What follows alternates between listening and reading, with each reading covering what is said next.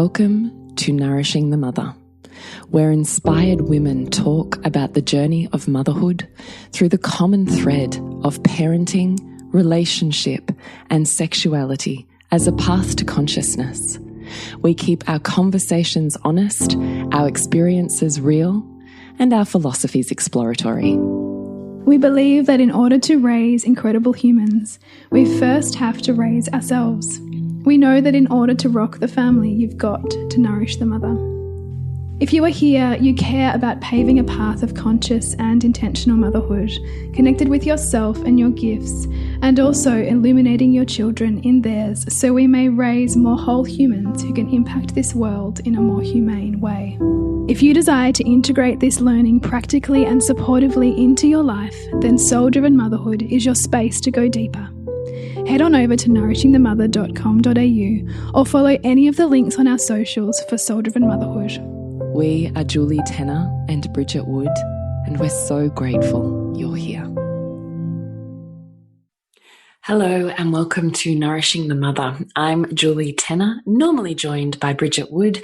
Today I'm just here to do a very quick intro into what is part 2 of our 2-part interview with parenting coach and child rights and equity consultant Tara Broughan and Meg McIntosh, pediatric occupational therapist, parent coach and educator.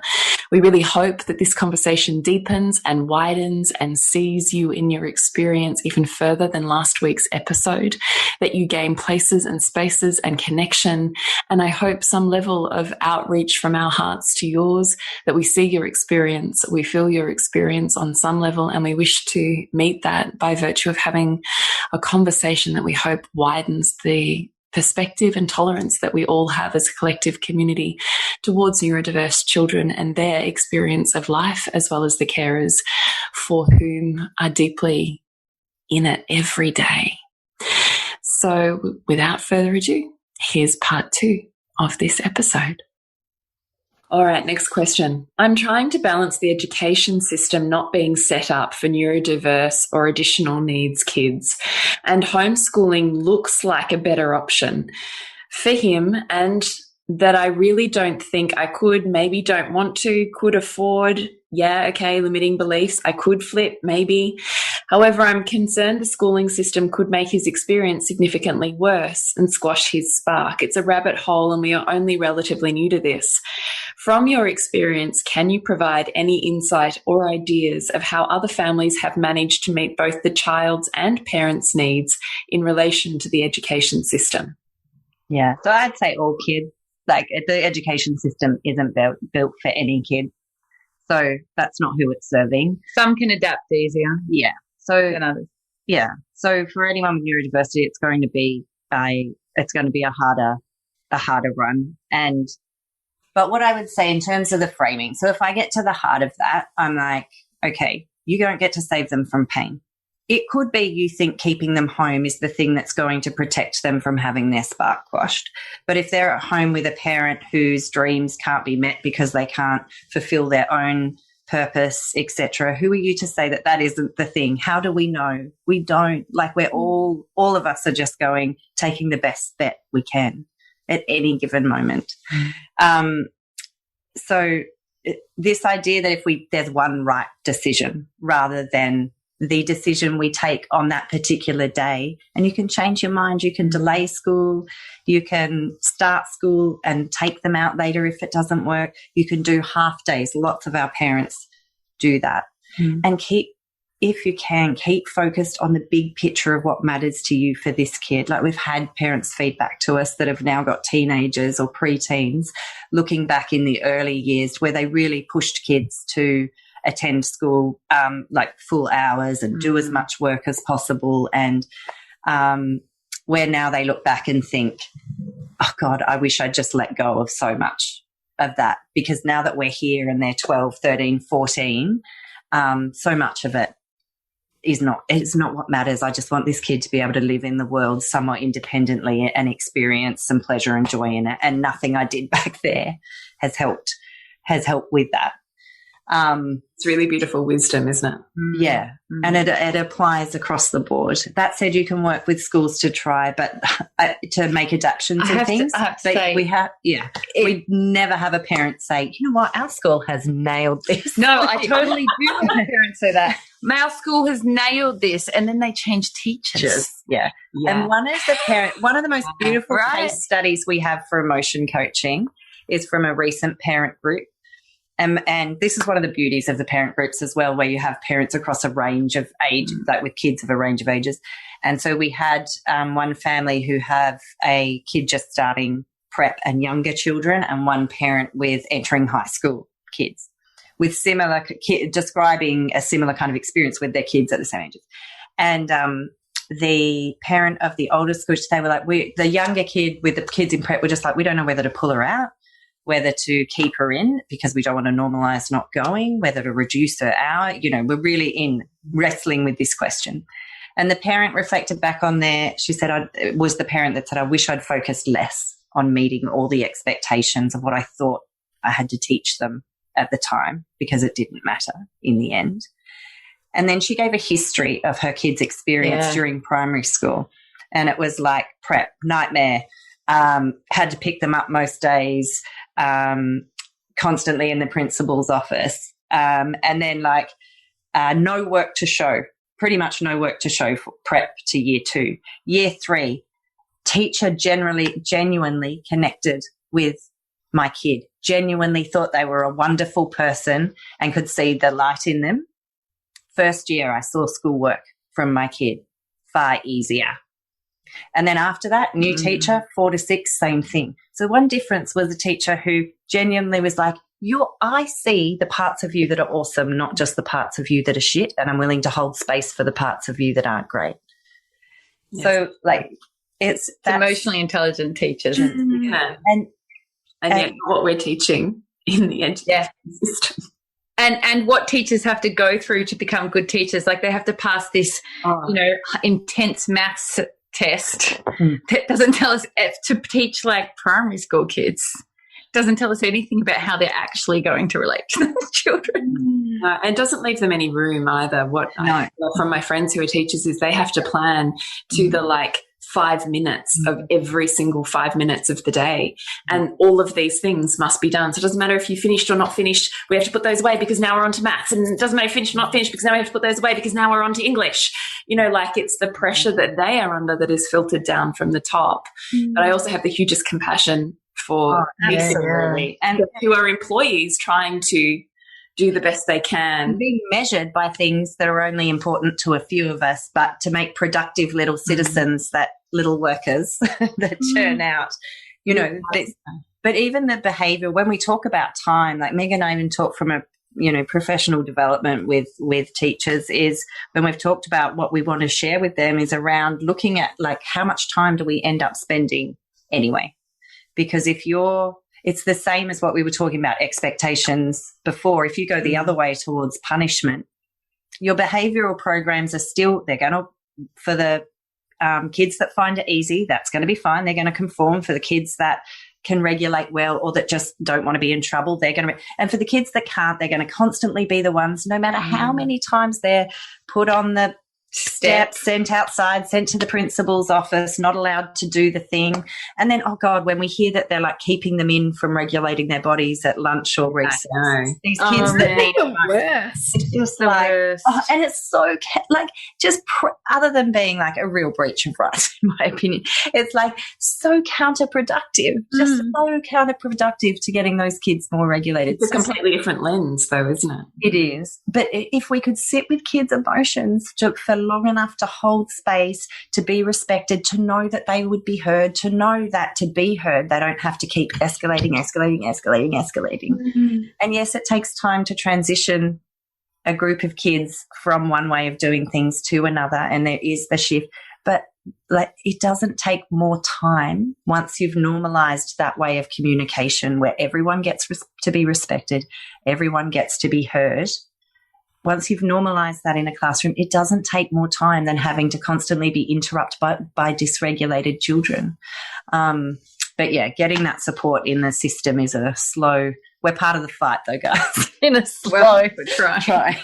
Yeah, does help, though, don't they? Just in my own experience, if you don't have a diagnosis or a piece of paper from an assessment from a professional, there's zero movement anywhere, because you're just kind of the overactive mum and you're a bit of a pain in the ass to the other 28 children that I have in the classroom. And potentially 5 of those are ones who have diagnoses, and I have personal learning plans and I'm already mitigating everything I do for those children. So you annoying mother over there who say there's something wrong with your child, and actually, you know, I have other opinions on them because there's nothing else that says otherwise. In my experience, that's a hard place to be. Absolutely. And as soon as you get reports, the system wants to work for you and with you. Oh, but even then, sometimes they just go, oh, they've got this, then we'll do this. And you're like, hang on, that's not my child. That's not how we work with my child. So they get stuck on other things. So it's hard. It's hard. There are also so many of those adaptations would be good for all children. 100%. So many of those adaptations move more bodies in the classroom. Let them move their bodies. It doesn't have to be dramatic. Children listen better when they're moving, actually. Yeah, or even if they want to read, like, lying down, why can't they read lying down? Or right, however they want to move. Yes. Yeah. Why must it be in this particular? The example we often use is when my daughter loves reading. Both our kids are reading, or we're reading Harry Potter. And we're reading Harry Potter to them. And often at the end of the day, of course, most kids are a little bit more dysregulated or whatever. So I'll be reading Harry Potter and she'll be like on the side of the couch jumping over me. And after a little while, I'm like, this is irritating me. I'm like, you need to sit down and listen, because you're not listening. I'm not reading this if you're not listening. And she'll go, I am listening. I'm like, fine, tell me what I just read. And she'll bloody tell me word for word, because it was actually helping her listen. And I go, fair call, Mummy should listen to her own advice. It's so true. I love that you think that. It's so true. We all need those reminders. It's them staying alert. So it's like any of us, when you're getting a bit sleepy, it's activating the vestibular system. Yeah, and you're tuning out or whatever, you move, don't you? Like when you're, listening to something, you got to pay attention. You start moving. You're listening. You're moving your body. But for kids, they need much bigger movement. 100%. We trusted them. I just, as well, Jules, when you said about the overstrung mother, and also the how unseen the experiences of these parents. I just want to put my feminist hat on for a second and say, in the most part, this is mothers and we have incredible dads coming, but in the most cases, it is mothers doing the primary. It is the advocacy for their children within an education system, yes. Exactly. And it is the unpaid labour of women being ignored, and then it is the legitimacy of their experience being ignored. So I just want to speak to that, because it is so important that women don't buy into that in any circumstances, but particularly when it comes to, and that doesn't mean we can't have really conscious, deliberate conversations where we're pragmatic about what the limitations of the school are, if that's where if that's where you sit, but not to allow people to convince you that you're the difficult mother, or that because it is undervalued, because what you are doing doesn't have an exact economic value next to it, is not an incredibly legitimate service to society that is unrecognised, and it is that lack of recognition and value that is the problem, not the work that you're doing or the way that you're speaking up for your family. I really appreciate that. That's beautiful. Neurodiverse families have the added cultural beliefs that still are around a burden to society.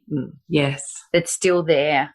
It's still, and because it wasn't that long ago that people were put away, or it's there's still a long way to go.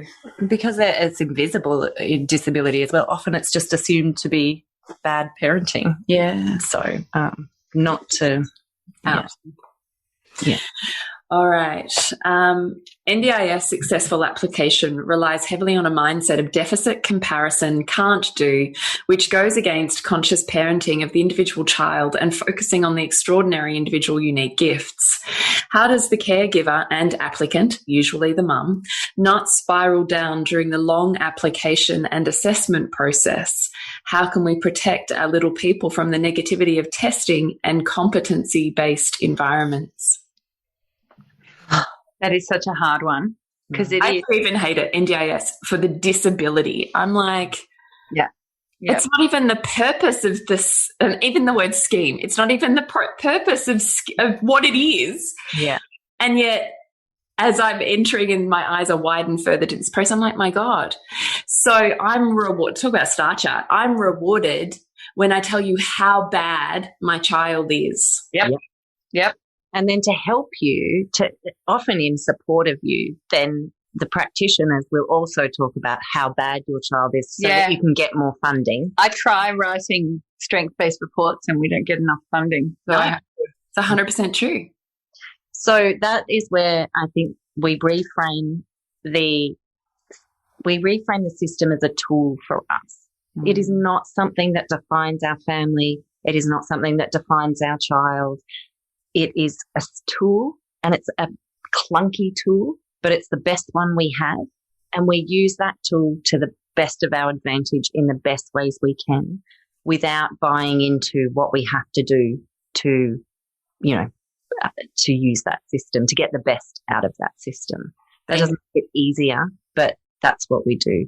I think as our kids get older as well, we can name it for them.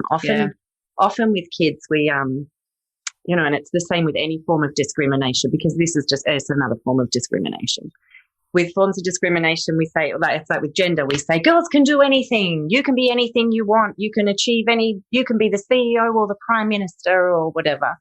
And it's this, we can do the same. You're just as good as all the other kids. You just ignore but if we don't name it for them, they're observing their experience of the world. They do notice, they are seeing it, and they will interpret it as their own flaw that they're not actually fitting in. So if we can name what should happen and then what the reality is, that, this system doesn't work so well for kids like us. And sometimes they focus on what we can't do rather than all the wonderful things that you can do. But we know, in this family, we know this is what you can do. This is who we are. This is who you are. And this is just something that we're doing to support the system, and where we really want to change so that this is different for you as you grow, and for all other kids like you. And that's what we're working on. So we can name for them in the same way that we could say on gender, it should be different, but at the moment it isn't fair. And that's why we're working on these changes, because sometimes we just want to ignore it and focus on you can. And it's like, but we can say that all we want. And if the system is constantly telling them they can't, or they don't fit, or that wants to talk about how flawed they are for an hour. I mean, imagine when I think about having to do that in those meetings, and it's like, imagine if you sat there with a therapist within your relationship and were just like, no, you don't get to tell me anything about your strengths. You don't get to defend yourself, but your partner is just going to sit here and talk about all the things that are shit about you for the next. I mean, what an absurd way of working on improvement in the system. Unfortunately, a lot of peds and you will have to do that because they say they have to see the children as well, and then they'll ask you all that stuff at the same time. And the kids are in the meetings often too, aren't they? Yeah. So one of the things that I always do when there's a session, I mean, my sessions are a bit different to a ped sessions. They're much more strengths-based and child-friendly. But I always preface it is I'm going to see your mum knows you best of all, and I need to know a few more things about the things that make things tricky for you. We're going to be talking about some of the things your mum notices that's a bit tricky for you. But first I'm going to ask about lots of things that you're good at, but also if you don't like it, you can tell us. If you want us to stop, you can tell us and we'll stop. If you want to add something or tell mum she's wrong, you can. If I've said something wrong, you can tell me too. And then we might set them up with something to play.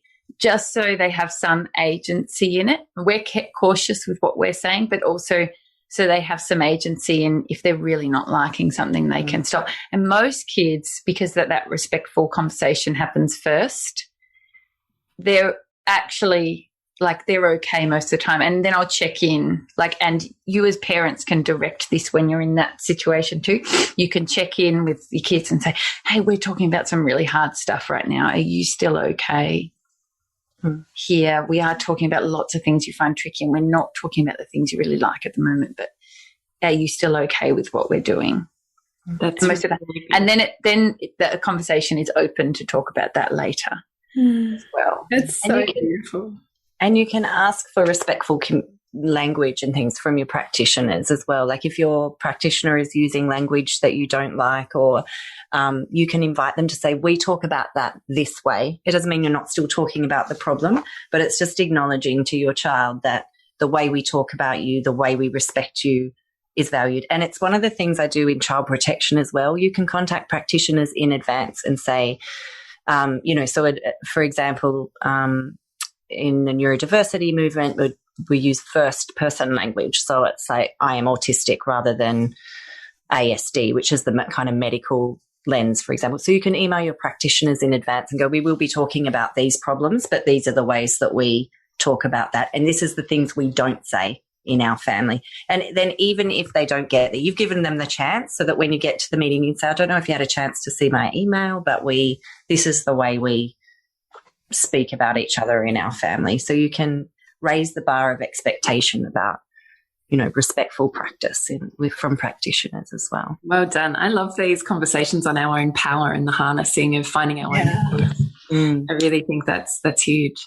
And the other thing is, if you don't want to do it in front of your children, just say to them, you can see them for the first 15 minutes and you can play and do whatever else, and then I'm going to have someone else take them out and we'll have a chat, or structure it the way you want to, if you can as well.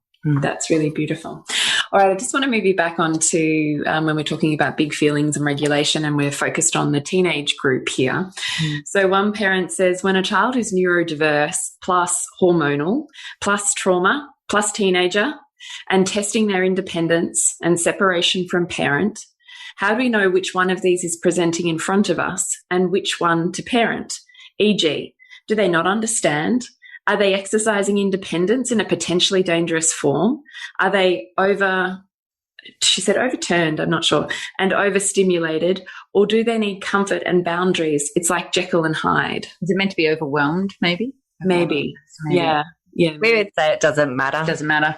Doesn't matter which one of those it is, because whether they're responding with big feelings because all those things are interconnected and intertwined. And actually so much of the big feelings or big behaviours that you see in neurodiversity is very similar to the things you see from trauma background. So, and hormonal dysregulation, which is essentially an inability to regulate yourself, which is similar to toddlerhood again, right? So when they re-enter, except they're bigger. And that's what often messes us up, isn't it? Yes. I've certainly noticed that in my own reflection. There's, oh my God, you are literally right now have the brain of the 3-year-old that I parented 13 years ago. Yep. And yet you're this huge person who's bigger than me and presents as an adult. Like, that is like a mind trip. Yes, absolutely. And then on top of that, if you're worried about, am I responding to something that you can't adapt to, or you're having a trauma response. But the thing is, it doesn't matter. If it's a big emotion and a bigger behavior, we would still say, whenever you can, go with, if they're regulated enough and you're regulated enough, to go with emotion coaching and to hold space for it. Because it's still about holding space. It's still about identifying your own emotion, regulating yourself, soothing yourself with whatever you need to hear, which might be, oh my God, I am dealing with a giant toddler right now and it's driving me fucking mental. Like, that might be the thing. Acknowledge it. Don't push it down. Acknowledge, be like, yeah, it's really hard. It is really hard dealing with this in this, supersized human that's so dysregulated. It's recognizing their emotion. It's finding a shared language with them, which, particularly if there's neurodiversity, might not just be labels. It might not just be the angry, sad, frustrated, whatever all the words we might use. It could be body sensors, could be feelings in the body that we're identifying, or more generalized terms like you seem really overwhelmed, or and we're holding space for that, whatever that is. And when it comes down to, like, often people ask us, and sometimes we catch recordings of, particularly when we're taking care of each other's kids, because there's lots of opportunities to record conflict with 3 and 4 year old together, and how we emotion coach that with the different ages. And that they're like, but I've listened to the recording and was like, but where is this going to go? Where is it going to end?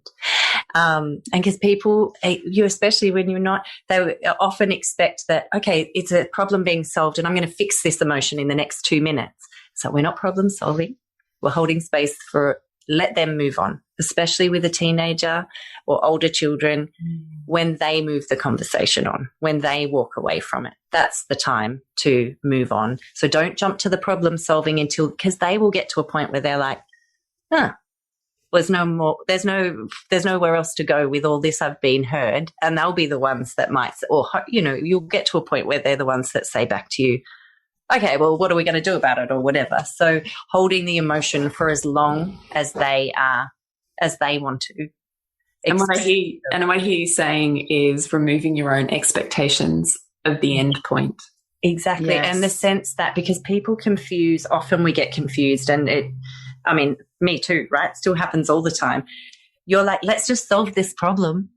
But, you know, it's never about that. I've got the answer. Yeah, I do. I figured this out. I know what we can do. Let me just show you. If I could just show you, and we can all move on. Just listen. I know. Until someone does it to us, so our partner does that to us. Yeah. It's I don't have any ideas, thanks. And to an adult brain, like my husband often, like my 4-year-old has this incredible meltdowns, right? And sometimes he just can't register it. And so he'll say, you're not caught in a bear trap, you know, like as if to say, like, come on, like, but to her, she is, right? Yeah. Her body is like, I am in the death throes here. I need to save myself. And it's that, like, trying not to let those two intertwined things, like, it's, forget the problem. Maybe you'll solve it. Maybe you won't. Maybe it's completely unimportant.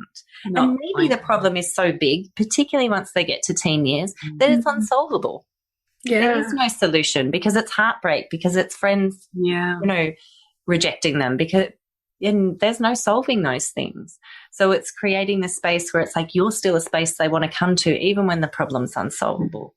And you're trusting them to have their own solutions, because no one likes being treated, which is essentially what we're doing, like, well, it's just because you haven't figured it out, but I've got the right. Yeah. And so it's removing the problem. Put the problem over here. We're not even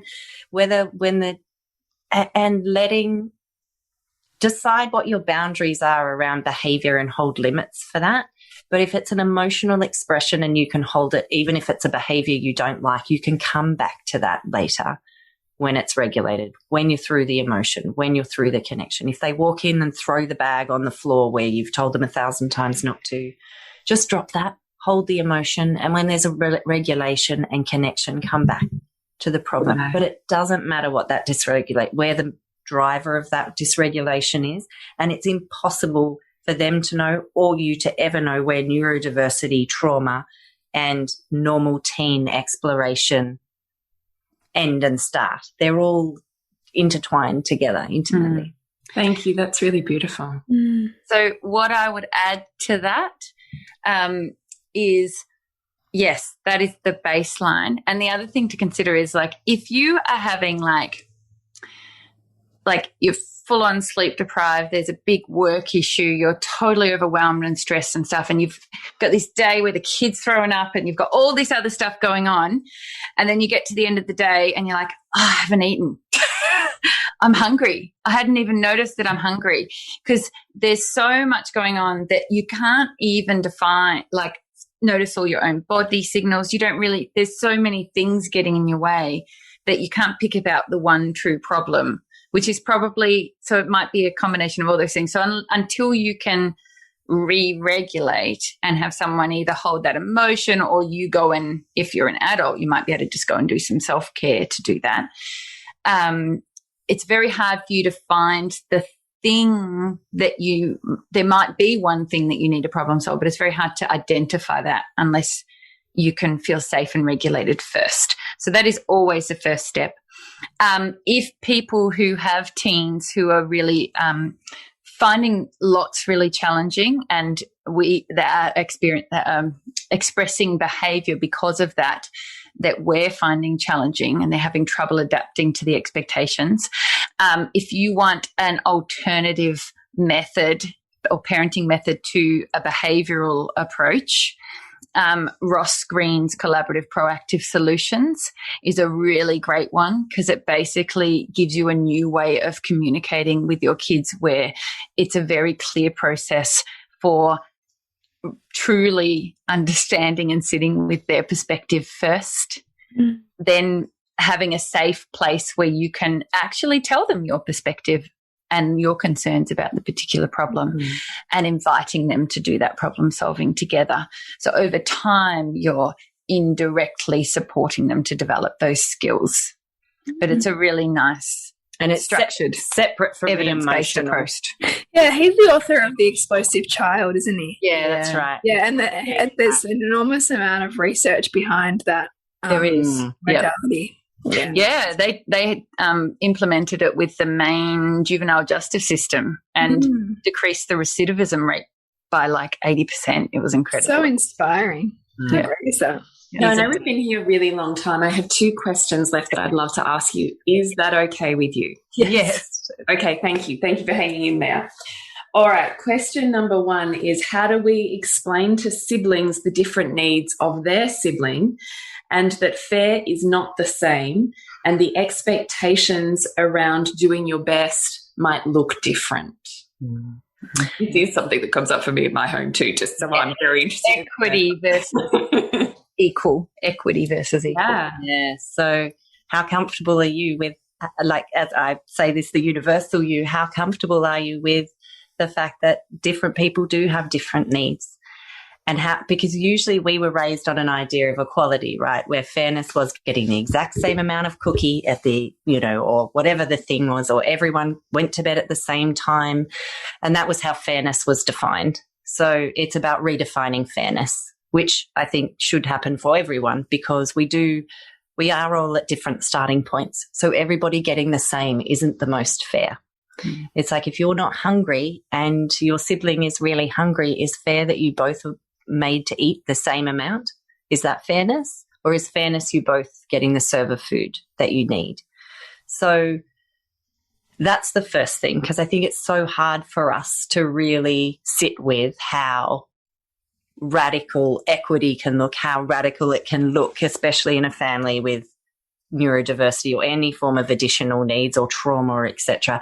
How much one person can seem to be centered can look really hard. So, but first I think we need to get comfortable with it because often I think as parents we're not that comfortable. We wish it was different for the other siblings so much that we focus on that, and that's where we put our attention, that it's very hard, no matter what our words are saying, for that actually to float through into the family culture if really we're feeling a lot of pity for or a lot of sympathy or empathy for our other children. So the first thing is, can we really reframe to be like, there will be times in every one of your children's need whether they will need you or other people more than everyone else. Maybe it'll be there's an accident. Maybe it'll be they're really sick. Maybe their husband will cheat on them and they'll need to return home to you. Maybe they'll need to go. There are going to be times in every single one of their lives where they need you more. And for a lot of the early childhood and possibly all childhood, there might be in your family one kid who the rest of the time sits up the top. So practically, how do we support kids around that? So one, I think, is really redefining that family culture around that and making it okay. It is okay that your child with a diagnosis or challenge, that is, for lack of a better term, their cross to bear. Your other child's cross to bear is being, one of their cross to bear is being the sibling of that child. And your child with a diagnosis has the cross to bear of watching their other siblings find things easy that they find really hard. So who's to say what's harder in that, right? This is their growth pains. This is where their voids are going to come from, right? In the language of your work, right? This is where their voids will come from and where their motivation and drivers will come from. The idea, I think, and in practice, I fully recognize how hard this is, but the idea that we provide more sympathy for particular voids than others are really socialized beliefs. And we can reframe that in our family. Practically, what I think needs to happen is providing a lot of space for siblings to also express their suffering. It's like, you know, when there's a new sibling comes in and most people are like, oh, you're so lucky to have a new baby sister and isn't it going to be great? And yeah, they do love that new sister and most kids do want to engage with that baby, but actually it's a bloody nightmare because mum's not there all the time. Everybody's exhausted and more grumpy. We don't go to the same places anymore and it's a shocker, but I'm not allowed to even, I'm constantly told how great it's meant to be. And I think the same idea with siblings that might be experiencing a lot of times where they are put on the back burner or they just have to adapt. Usually it's a lot of adaptation happening from them where because they can, we ask them to change or we ask them to wait or whatever the things are. And it's creating space to hear them about that, where we sit down with them and say, it's really hard being you. I noticed today, yesterday, this week, whenever the space comes, how you had to wait, hide in your room because he was being rough. He took your toys. We had to go to 6 appointments, whatever the thing is. I'm just wondering how you're doing with that. It's providing time for them where they do get a break from that wherever we can. And it's normalizing the conversation about the challenges that brings into our family and also the acceptance we have that everyone's challenge is welcome here. Everyone's feelings about that is welcome here. But also these are the ingredients of our family. And every family has a mix of ingredients with challenge and wonder. And this is ours, baby. So let's work with that together as a team. I love that so much. Everyone has a mix of ingredients of challenge and wonder. And it's been okay. They're allowed to feel like it's unfair. They're allowed to be pissed off. That's okay. It doesn't mean they don't love their sibling. Doesn't mean they're disrespectful. Like, they're allowed to feel those things and allowing some space for that where you can, while still holding that developmentally they might be more ready to take more responsibility in certain situations, and you can expect that from them as part of creating equity.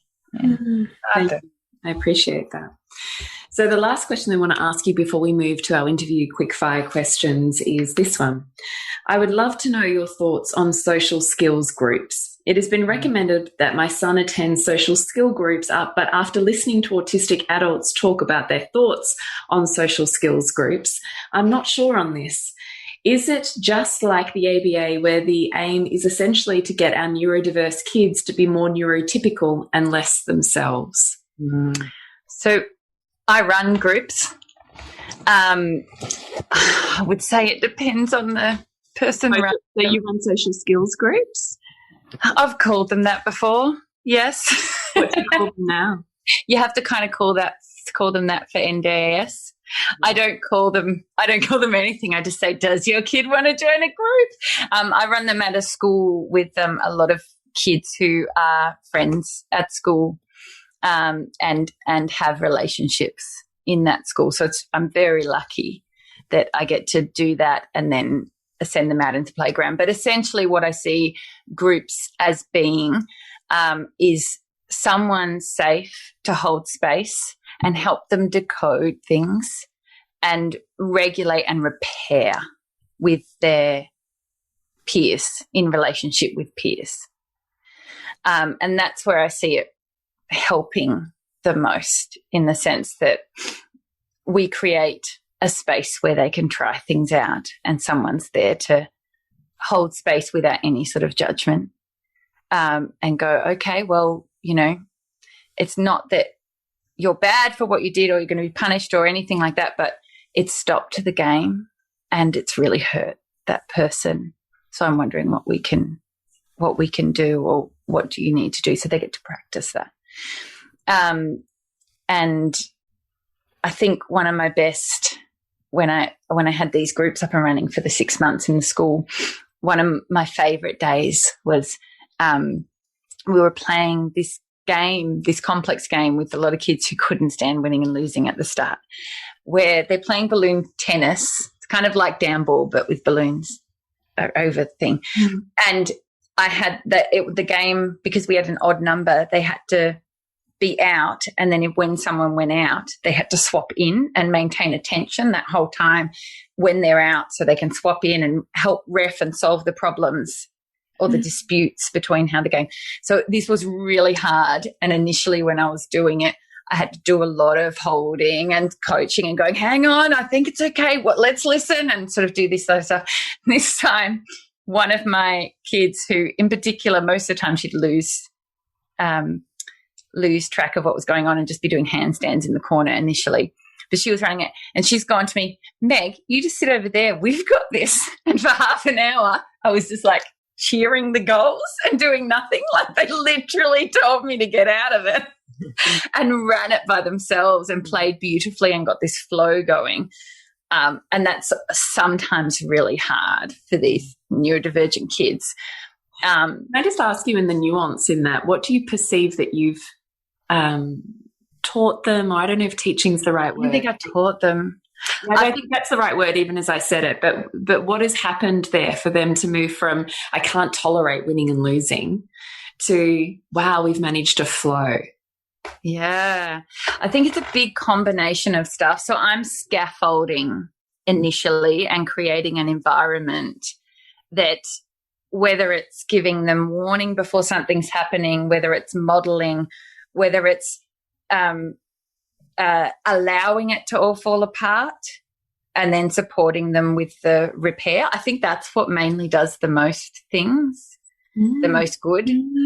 Why do you perceive that? The same relationship with their peers and realize that they can still play again, and people won't hold that against them, and it won't necessarily happen the same time the next time, because these kids are often in fight or flight too. I think that stress of losing or having something not go the right way can feel really huge and dangerous. So coming back into that space with those same people, and that would happen at PE at school and in lots of different spaces, without someone to hold and help them do that, sometimes that's really, really hard for them to then get the experience of it working out or the experience of repairing it. But it's hard. And I think if you're not, I guess, an experienced therapist, there's lots of programs out there where you're like very much manufacturing situations, or you're like teaching them on a worksheet and having them fill out worksheets about being a flexible friend or whatever else. So you need to be really selective about who you sign up to a social skills group, because what the problem that's in that question and that parents have fed back to us is, and that's just, there's a lot of evidence of out there, is if you want a social skills group that's like, you can behave, who you are is fine, who you are, we're not trying to change who you are. Here's how many people that are out there socializing in this way, let me tell you what is going to happen for most people, for a lot of people, if you do this. It's like providing a language. It's like learning another language where you're decoding. They don't have to use that language, and you're not shaming their first language, but you're saying, we're going to provide you with some information that you can choose to use about the world out there and supporting you to practice that skills, as opposed to being like, you have a deficit in social skills, and I am going to educate you about how to learn social skills so you can properly socialize. And this is the way that we're going to do that. So does that difference make sense? It's that decoding and support, not making their way wrong. It's just like, is there more information we could give you that might not be obvious to you, that for other people it's already been they've already been socialized to understand. But even then, what I find with therapists who are trying to do that, yes, it's still very cognitive. It's not experiential.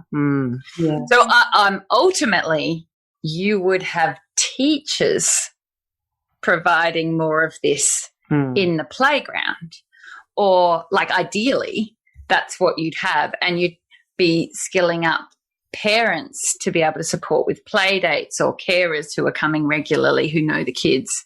Like ideally it would be more in their natural environment, which is why I love the school stuff, because these kids are actually, so like they go out onto the playground together.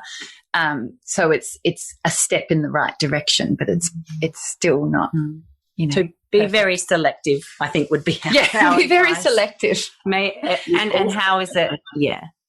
And don't assume your kid's way of socializing is a problem unless they are telling you. Do you know what I mean? Unless they're experiencing, I am having problems making connections that's affecting how they're feeling about their life. With that kid I told you about at the start, where the mum was really afraid of his anxiety and his anger, and once she could self-regulate an emotion coach, they really thought it was because he was so stressed at school he didn't have enough friends, blah, blah, blah, blah. He still only has about one main friend and prefers to self-regulate playing on his own in the sandpit at school, but he'll socialise quite a bit with his friends in class, but doesn't invite, like he wants quiet time at home and stuff. And we recently had a conversation about it, and she's like, I don't know whether I should push it. I'm like, should we push it? He's actually explicitly saying he's pretty happy with the way things are going at school at the moment.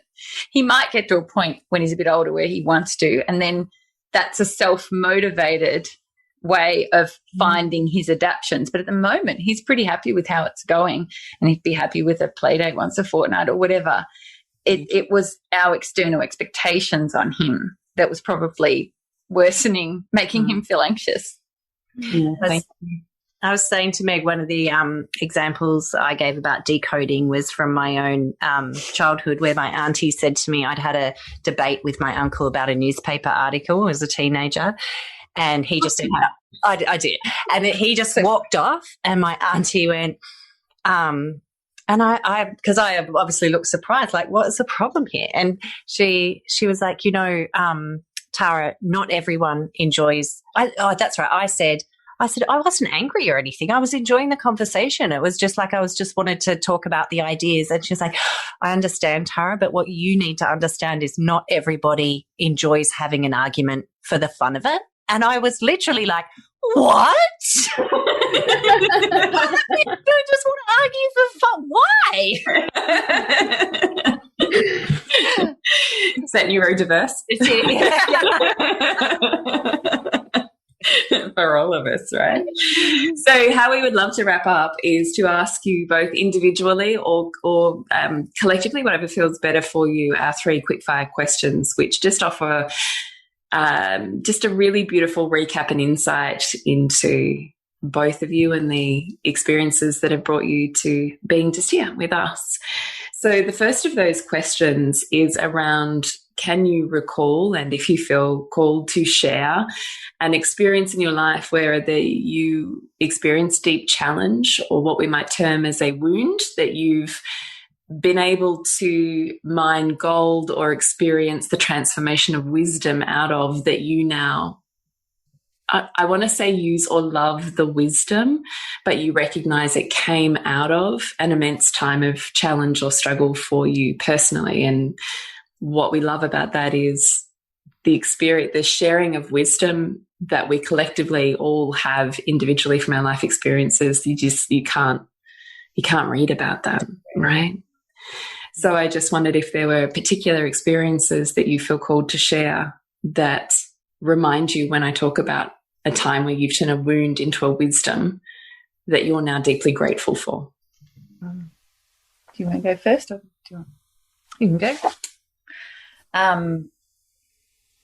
I think very briefly, it's probably the birth of my first child and the birth trauma I experienced from the medical model basically coercing and threatening and not respecting my needs at the time. And just how very obviously my whole body shut down. Mm-hmm. And I think it's really solidified for me how important our emotional safety is to our entire function.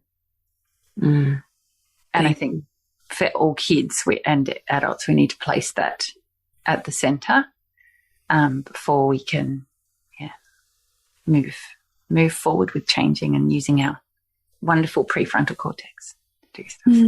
Thank you, Meg. Thank you. Tara. Oh, so many. I know.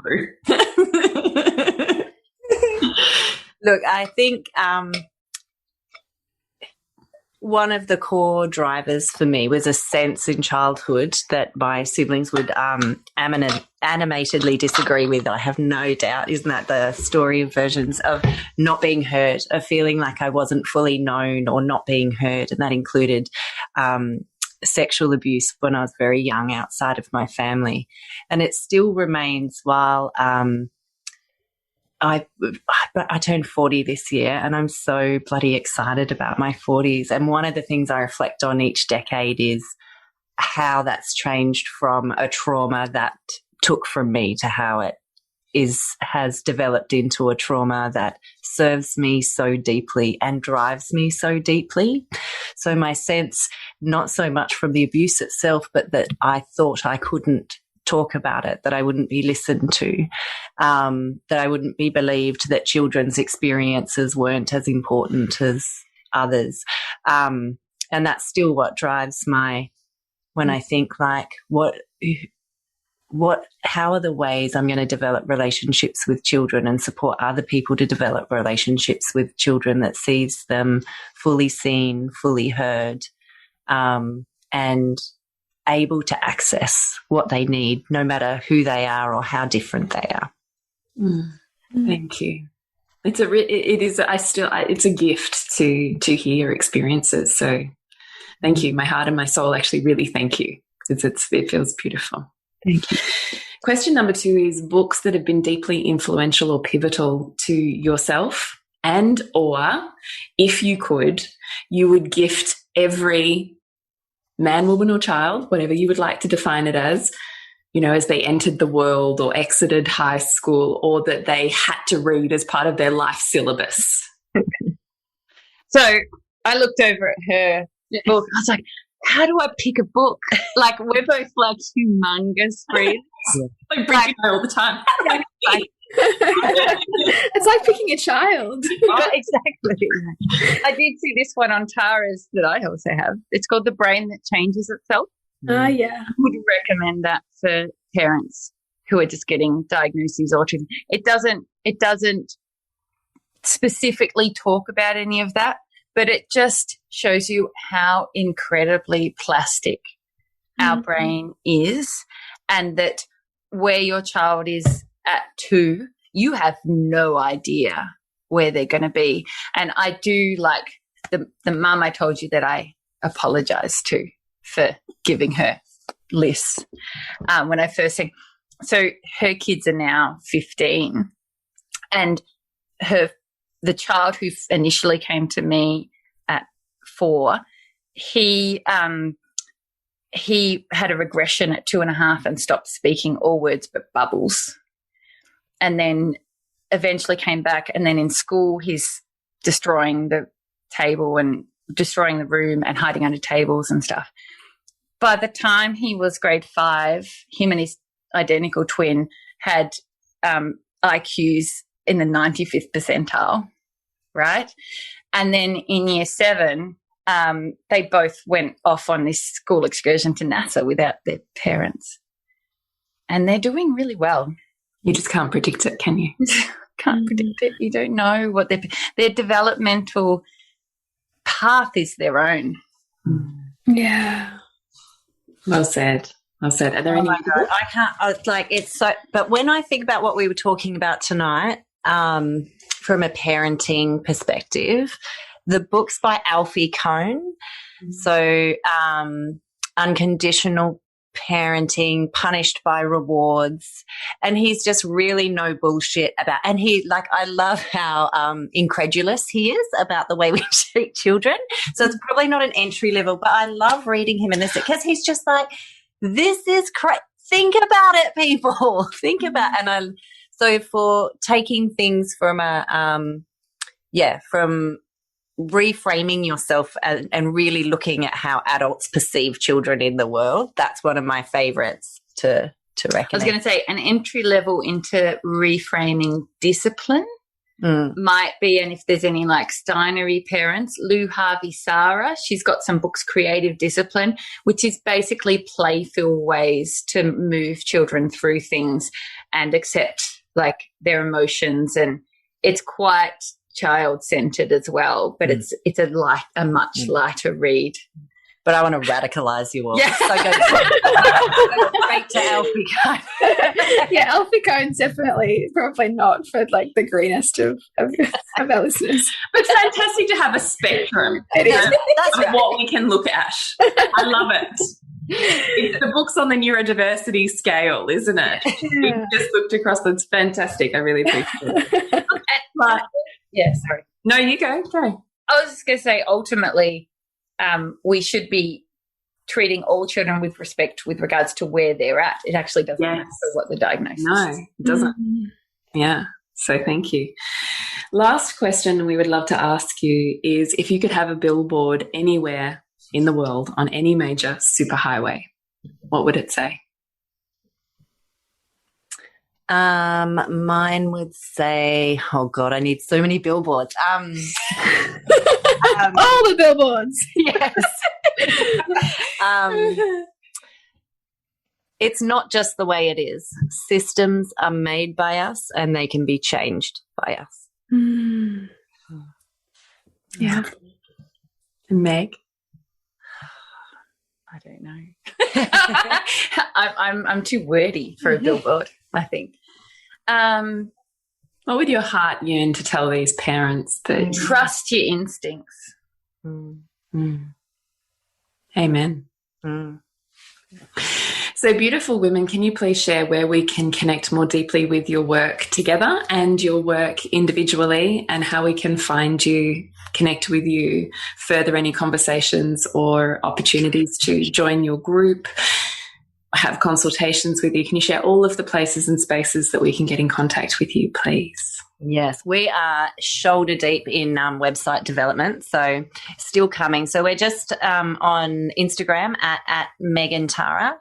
Email us at hello@megandtara.com. I'm on Facebook at Tara Broughan. We're going to have all of these links in the show notes, just so our listeners know that you can just go down in the show notes and all of these links are there. And just send us a message on any of the socials as well. Our next group is starting on a Wednesday night in April, and when we feel that, we'll start another date. We do run two at a time, so get in touch with us. We our parent groups you can use NDIS funding if you're eligible. You can also use I'm a mental health registered OT, so you can use mental health care plan for groups as well. So reach out to us. But so on the socials, and we'll be launching a website in April, which we'll make a very big deal out of it on the socials. But and if there's any questions, and I'm in Soul Driven Motherhood as well, so for any mums in there that've got questions or anything, just reach out in there as well. Thank you. Thank you so much. What a gift. Thank you. What a delight. Thank you. So before we wrap up, is there just any last words that you would love to leave our listeners with as we sign off for tonight? Just to honour these incredible children that are doing their lives in a system and a world not made for them, and to honour the parents that are, the level of intensity and the distance that they're looking into can be so big. So whether you're one of them and you just need to hear how incredibly well you are doing, and that you're showing up and listening to a podcast like this or doing our parent groups or all the things, just tells me how deeply invested you are and how much real love I have and admiration I have for you, and for the friends and family of those people, to do the thing that you can do to support those families, because they do need it. And your journey is your own, and there's more than one way to support that your child's development and your family. If a professional tells you something that doesn't resonate, just move on. Find someone who does, and someone who feels really supportive for your family system. That's okay. We'll deal with that. It's okay. We're not all right for everybody. And yeah, I just think trust that. Be okay with it. Doesn't feel right. Move on. Find something else. There's lots of resources out there. Beautiful. Thank you. Bridgie, would you like to close this off? Yes. To connect with you, Jules, is julietenner.love, and you, Bridget? bridgetwood.life. So to connect with us, it's nourishingthemother.com.au. Remember to nourish the woman to rock the family. And we'll see you next week when we continue to peel back the layers on your mothering journey.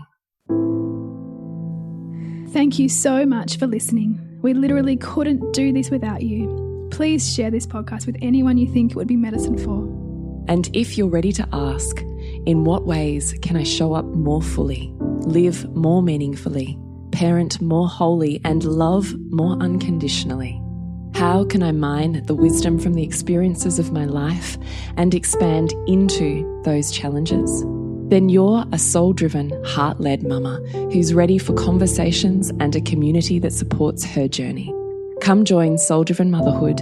We'd love to have you. And if you feel like giving back a little to this free content, please rate us on iTunes or Facebook, all of which helps the podcast reach more mamas who need this type of tonic for the soul.